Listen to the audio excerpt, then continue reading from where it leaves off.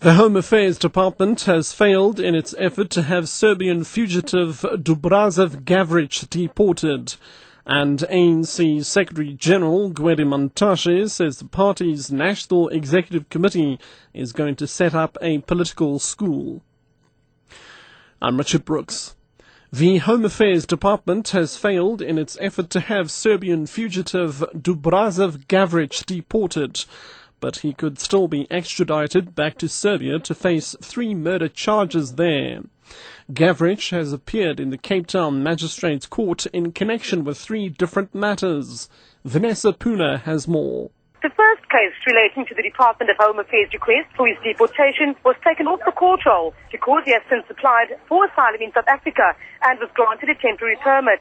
In the second matter, Magistrate Joe Magele postponed the extradition case until Friday because Gavage's lawyers insist they haven't seen an extradition request from Serbia. The fraud case against him, which relates to an illegal firearm, driver's license and passport, has also been postponed till Friday for further investigation.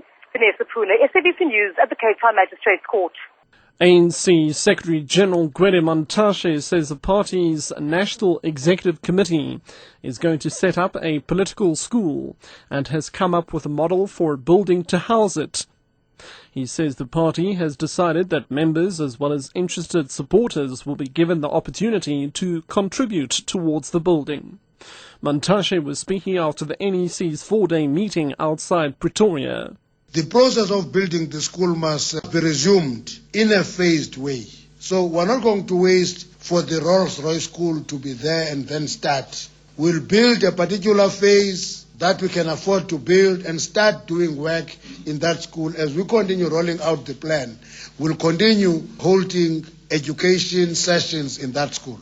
And that is part of institutionalizing the political education in the ANC. The ANC agreed that members of the ANC and supporters will be asked to contribute towards the building of the school.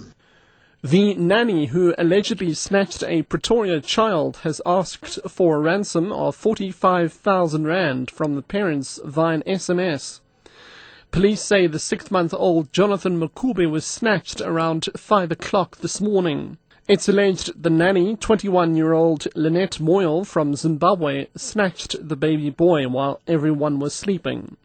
She also allegedly took 5,000 rands and 2 cell phones from the family.